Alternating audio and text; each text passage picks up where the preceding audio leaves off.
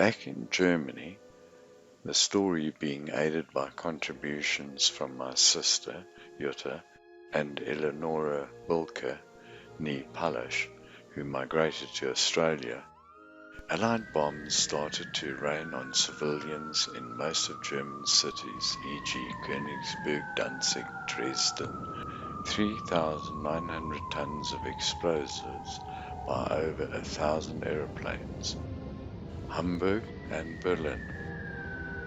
With sirens screaming and civilians fleeing night after night to bomb shelters, buildings in ruin, and 500,000 deaths. In the midst of this, Inga gave birth to Jost, with the help of forceps, 12th of May 1942.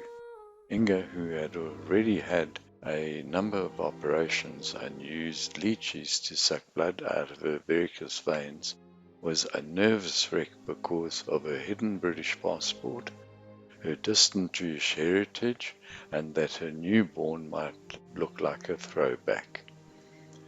By this time, the entries in the RLC book were few, as there was little time for reflection, as mentioned in the book. At the beginning of 1943, Hein did military service in lieu of leave as an operations manager, but later that year, from December, he was out of work for 8 months. During this time, he tried to sell carpets. Hein was employed by Zahn & Co. from August 1944 for 2 months, and then by Seuch restoring generators from October 44, with the last entry in the Arbeitsbuch, still in employment.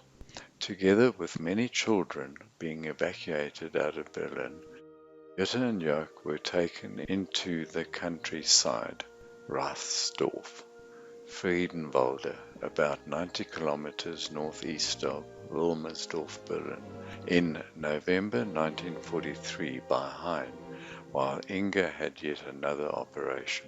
But their farming hosts used up all their food stamps, so Hein brought them back to Berlin in 1944. Most nights were spent in underground bomb shelters.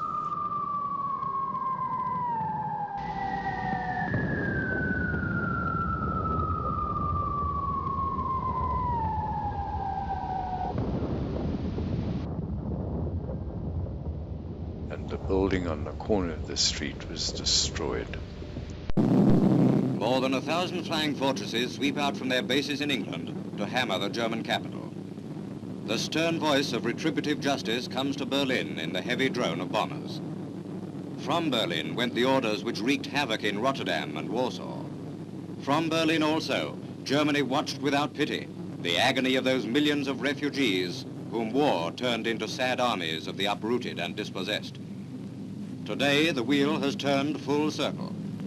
Berliners are undergoing the ordeal to which they unprotestingly committed the great cities of Europe. In 45 minutes, 2,500 tons of high explosive and incendiaries rained down on the government and army administrative offices in the heart of the city.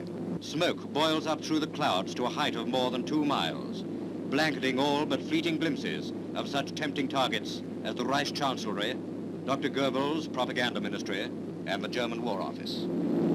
Berlin, they say, is now a city of dreadful night.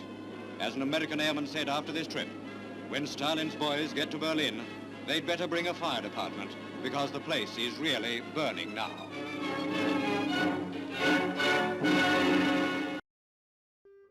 Only one well-fed, after initially being underweight, was Jost. Although he spent the first 3 years of his life hearing sirens and sleeping in bomb shelters, a subconscious normal. The rest of the family had known better times.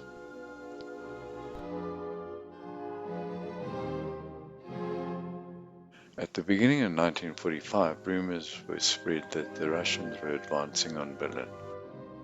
after they had scorched everything en route, including Königsberg and Danzig, supported by Allied aerial bombings. Chaos erupted. Inga had an operation and Jost was sent to kindergarten in the east of Berlin. Hein and Inga, on collecting Jost, not yet 3 years old, could not at first identify him, as he was dressed in girls' clothes. Any clothes would do at the time. The Wiederhold family evaded the rapid Russian advance on Berlin, who captured the whole of Berlin by 16th of April. The children were told that Hein was taking up a new job. Nothing about them fleeing.